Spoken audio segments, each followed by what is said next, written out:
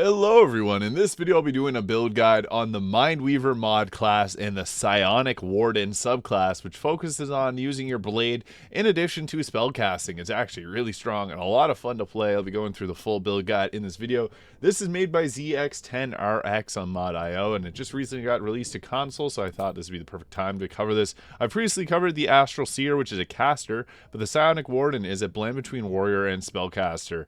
And what you get is cantrips and the ability to use the Mind Blade here, which converts all weapon damage into pure psychic force, dealing weapon damage equal to psychic damage.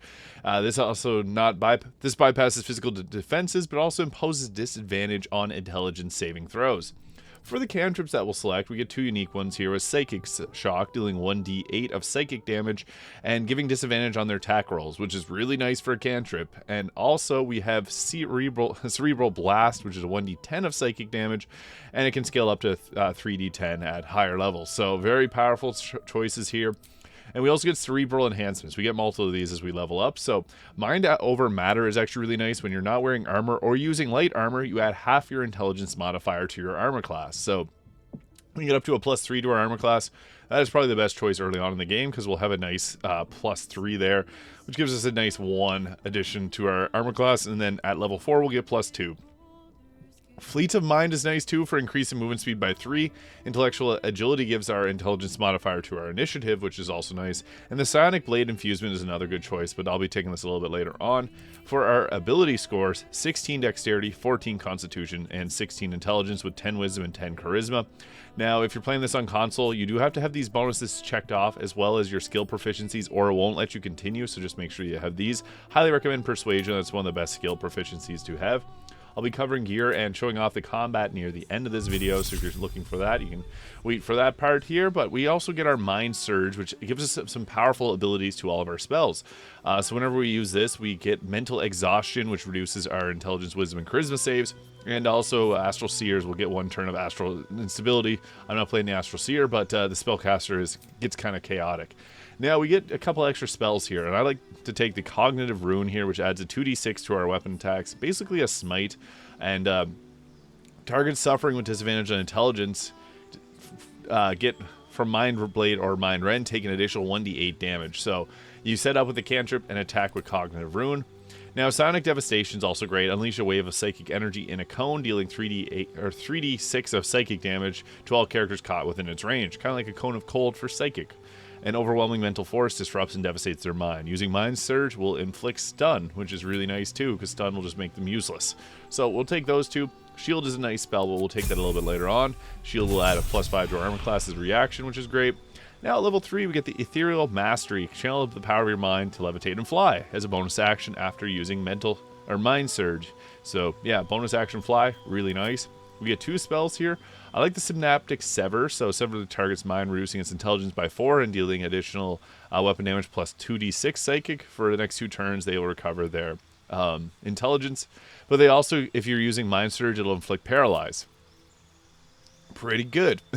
Mind Wave Arc is also nice. I like Hold Person and Shield too, so you can go with those. But even Mind Rend is also useful. This is a spell, and you use this on an enemy. 4d6 of psychic damage, and it imposes disadvantage on intelligence and wisdom saving throws. Now, intelligence saving throws are not common. It's mostly used by Mind Flayers. But Hold Person is a wisdom save, as you can see there. So this becomes really good. We'll take that a little bit later on, though. Astral Maelstrom here does +2 slashing, +3d6 psychic damage, so this can be pretty nice too. Characters suffer 2 + 3 to 18 psychic damage and become hindered, and movements and actions are impaired. But we're going to go with the Mind Wave Arc here. So you can go with that. You can even take the Mind Rend, but I like to take these two. Actually, we'll take Mind Rend and take our Hold Person a little bit later on. And then for our Cerebral Enhancement, we'll take the Psionic Blade Infusement, so this uses Intelligence score for our attack rolls. I am using the Falar Aluve at this point. Great early game sword you can take that'll scale off of our Dexterity there. Now for our spells at level 4, we're going to want to take our Hold Person now, because we can give them disadvantage and then land that for sure. And then for our feat, it's pretty obvious we want to take up our Intelligence, because this will give us increased armor class and also an increased amount of damage and attack rolls, because that's what our weapon is scaling off of.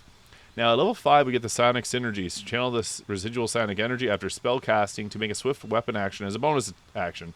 This harmonious blend exemplifies the prowess and physical might of the Mind Weaver. So cast a spell, bonk them with your weapon. We also get an improved Mind Blade here, so pretty nice. And then we get some different cerebral enhancements. Now, at level 3, I would recommend taking the Astral Assault weapon damage. So this gives a teleport through the astral plane to your target and unleash a devastating attack, dealing both weapon damage and 2 to 12 psychic damage. Creates astral explosion on target. If they fail an intelligence saving throw, they take extra damage. And we get some new cerebral enhancement here. So we get the Mind Weaver Sanctuary.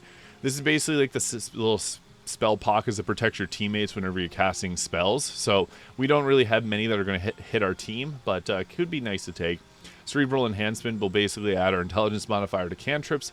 Mind Strike Riposte works perfect here. So with this, you do a psychic strike, dealing weapon damage, psychic damage. So just a reaction. Reactions are really good. We always want to weaponize them. But also the Mind Resonance here will add a 1d4 of psychic damage to each strike. So that's my choice there. I think that's a pretty useful choice.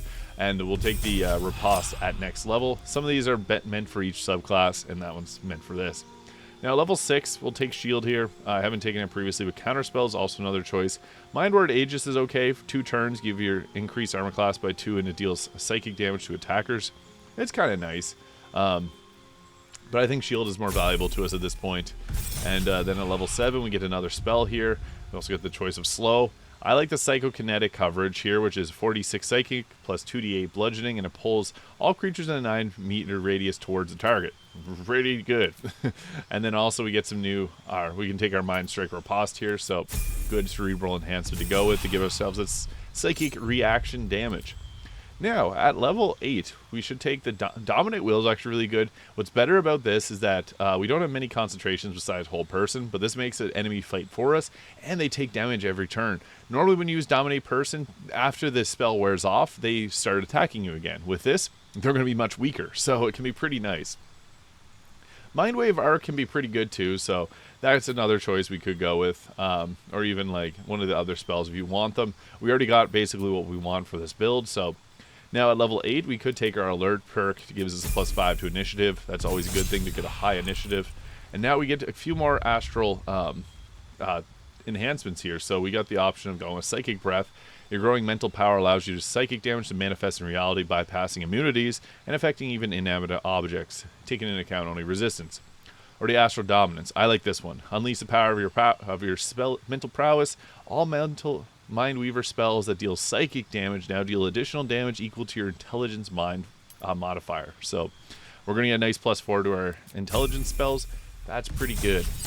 At level 10, we get an improved Mind Blade again. This deals 1d8 of psychic damage instead of 1d6. And for a spell that we can go with, Astral Maelstrom, Mind Shackle, which can be good, silencing targets. You can use this to shut down any spellcasters.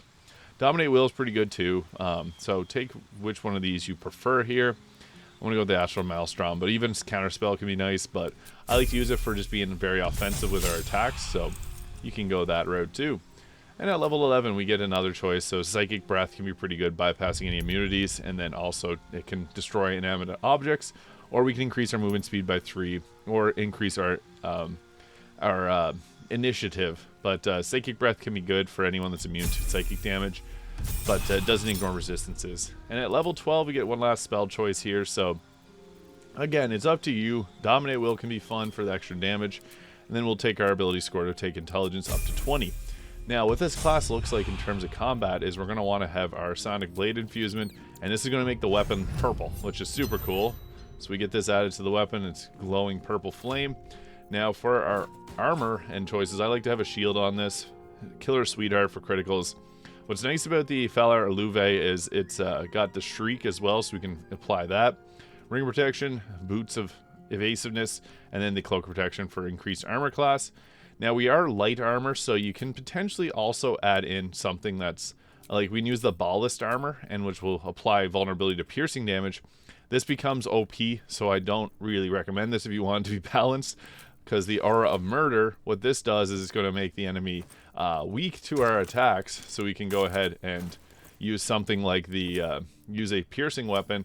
If you have the, any piercing, like a rapier will do good, or I really like Shar Spear of the Evening. This is another choice that can be pretty busted, because you can apply darkness. So with that, it becomes quite overpowered. Don't really recommend going that route unless you want to have it a lot easier. I guess we can't. We have to unhook the. Let's remove the blade infusement. It's not letting us switch our weapon. But yeah, sure, Spear of the Evening can be really good, or even like the Infernal Rapier that you get from Will's questline, because this will give you the +1 to spell save DC. It's great for any hybrid caster, but any type of piercing damage is going to be good. So Shar Spear is great. Nyrulna is one that a lot of people like because it gives you increased movement speed. Shar Spear of the Evening, as I mentioned, which is pretty strong, so we could go that route there. It's entirely up to you. I'm just going to use this because this weapon is a lot of fun, and then we'll reapply our binding to it. So then it becomes purple, and we get extra damage off of that from intelligence. So yeah, we got up to level 4 spells here, but yeah, we're actually really strong when it comes to attacking. So just to show off what this can do, boom, 30 psychic, 13 piercing, which would have been doubled to 26 if they were our enemy. So you can really do a lot of damage with this. And we can also apply the Mind Surge here. This will further increase the damage that we're dealing. But Mind Blade can be a nice cantrip to go with for attacks because it turns all of our damage into a psychic damage type. So that can be very powerful. As you can see, it does a good amount of damage. We took out half of Halston's attack with this, and it's just a cantrip. So really nice. Cerebral Blast being another powerful one that we can do from range. So whenever it's not a critical miss, it hits hard. 48 damage. And then Psychic Shock being another one, which will give disadvantage on attack rolls, but you have to be a little bit closer for that. And yeah, these are great. I'll show these off in combat because it is pretty fun to go about with this. We also get 3 uses of our riposte, so pretty useful. And this class is a lot of fun, so we'll just run up over here to get into a combat encounter. You got lots of options for psychic damage, and with the ballast armor in pretty pink there, it gives us a lot of choices for damage because our psychic and our piercing damage is going to be doubled as it applies vulnerability to both these. With the I'm mentioning with the Resonant Stone, you get this in Act 2. Highly recommend taking that and keeping it on you. And yeah, what this is going to look like, we got our Illithid abilities too if we want to deal a little bit extra damage. But we got Hold Person, so we can use Hold Person to lock down a lot of enemies because that's just going to give us a critical hit on them. So that can be pretty fun. We have our Astral Assault there, which allows us to teleport around. Boom! One shot of them. 60, 28. Yeah, that was a lot of damage. So we can also apply our Mind Surge there whenever we're ready to be able to do a little bit extra damage.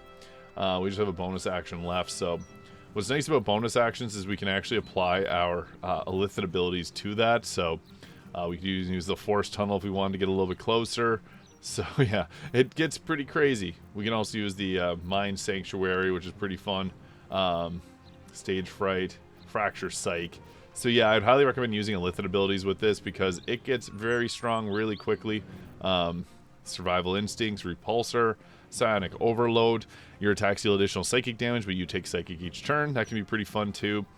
Force Tunnel. I'm just going to apply the Psionic Overload because this becomes great. Additional psychic damage works well with this class. Now, we'll just end our turn there. I'm not going to use them just to showcase this in combat because it gets pretty crazy. Psychic damage is always a lot of fun to use. I'm a big fan of anything psychic. Yeah, he's going to jump right up to me there. That's fine. He's going to meet his maker very quickly. Psychic damage is not commonly resisted unless you're fighting Mind Flayers, so you're going to deal a ton of damage to targets quite frequently. We'll just let them do their thing there. They're just running towards me. We also got some other choices for damage, like the Psychokinetic Conversions. You can pull in targets there. Dominate Will if we wanted to. We could just pop that on him. This is an intelligence save. 96% chance of landing that too, so that's really good. And we also have that's our Psychic Cone of Cold that can be upcast to do 66 of psychic damage. So that is really good. But Mind Blade is going to be a very powerful attack here. And boom, one shot him. 62 or 32, 46, and a little bit extra damage there as well. That's crazy. So yes, we're going to be doing a lot of damage here. So we can even hit a black hole. Let's see where they are. That does hit. Cool. That's weird. I love when the camera glitches out like that. I was at my turn there. And that didn't pull them in. That's fine. So we're taking our psychic damage. That's fine. It's not doubled. Well, it should be doubled. I guess it probably was doubled. Overload with our synaptic power. So she's running straight for them. I don't know why, but yeah, that's going to be her downside. So we can just go ahead here. What we can also do is we can hit with something like Psychic Shock here. And with this as a cantrip, that's going to give disadvantage on some throws, saving throws there, 42 damage. And then we can even use a bonus action attack. So I'm not seeing the action for the bonus action attack. So I guess we'll just use our Mind Blast there. This is very similar to the other one that we get from this class. So it's just a psychic attack in a range like that. So we can just go ahead, blast her with that. And that took her out. 48 damage. They're probably going to come at me and attack. So I'm just going to run right up to them so we can potentially get a riposte off. Because that's fun. So we'll just let them do the things. I took the psychic damage, blocked, and it didn't give me the riposte for some reason. But then we can just go ahead with a Mind Blade's pretty good, or Cognitive Rune if we want to upcast this. This does extra 5d8, so this is going to literally just destroy them. 56 psychic damage. That is crazy. I'm just going to go out and get into a combat encounter right outside the gate there, because there's a lot of guards to show off a little bit more of what this class can do. They're probably going to wreck me because it's 50-50 whether or not that encounter goes well, but we'll see what we can do. So yeah, I really like going with some of these different spells, like the Sonic. This one here can hit in a huge area, so if we line this up well, it can actually do quite some damage. So just go ahead here, and we can even go with the Psychic Convergence here, which is going to pull everyone towards us. So there's a few options we can go with. I might just drop that to just do something. Boom, pulls everyone in, and then we're just going to attack. That's fine. So we got them all right in this area, and then we can land another spell. So I guess we could go with, we already used that one, Psychic. So we want to upcast this. I only have level 3, so I can use a if you have the free cast, you can go ahead with this and then cast this at level 4. Try to get as many of them in the ring as possible, and this should hopefully wipe them out. Oh, that was crazy. Yeah, so we took out a good number of them. That was absolutely nuts. And then we can even use some of our Lithid abilities, some further damage. Oh, there's our bonus action attack. So we can just go ahead, boom, that's going to take them out. Yeah, that went a lot better than I thought it was going to go. It's really strong. I won't even use the teammates. So obviously this is in an ideal setting. We're grouping them all together. So you got a lot of options. Like the black hole from the Lithid abilities is also nice because that can group enemies together and then you can just blast them with those attacks. So that's the nice thing about starting off combat with grouping everyone together. Now obviously this is like a very ideal situation. Normally combat won't go this way because I started the combat. I saved Command Grovel, thank goodness. And then I'm just going to run up here, and I might even hit him with another... Oh, I got Mind Broken. Crap. So sometimes you can cast this if you... Whenever you're Mind Broken, cannot take actions, remove and leave static field. I can't. I'm immobile. Crap.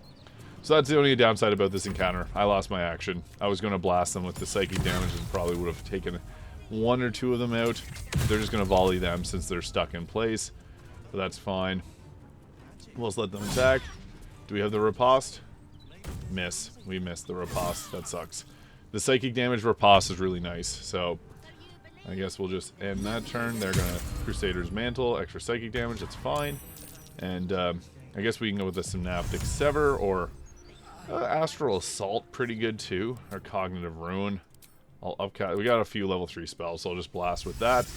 Boom, took them out. Nice. And then we can go with our main hand attack, which is going to be pretty devastating. 18 psychic damage. That was not bad for a turn. And we'll just let them do their thing. Please attack me. Don't bow attack. Ensnaring Strike, that's fine. But yeah, typically what we want to do in combat is get in there, use psychic attacks, and just kind of get into an advantageous position to use your spells that hit in a large area. So yeah, I guess we'll just even go with something like an upcasted Hold Person so we can stop these two from doing anything. Hopefully both those did hit. Nice, we broke their concentration. And the nice thing is you get an extra attack whenever you use Hold Person, so that should take them out. Nice. And they're still held, so don't be afraid to use Hold Person. It's super effective for just keeping your team alive, because you can see there they didn't resist the save, and then I can come in for the big bonk to end it all. So there it is. That is the Mind Weaver class, Psionic Warden. A very powerful class. It slaps. Definitely try this out. Hit the subscribe button below as well if you haven't already. I appreciate all the support. Thank you so much for watching, and I'll see you all in the next video.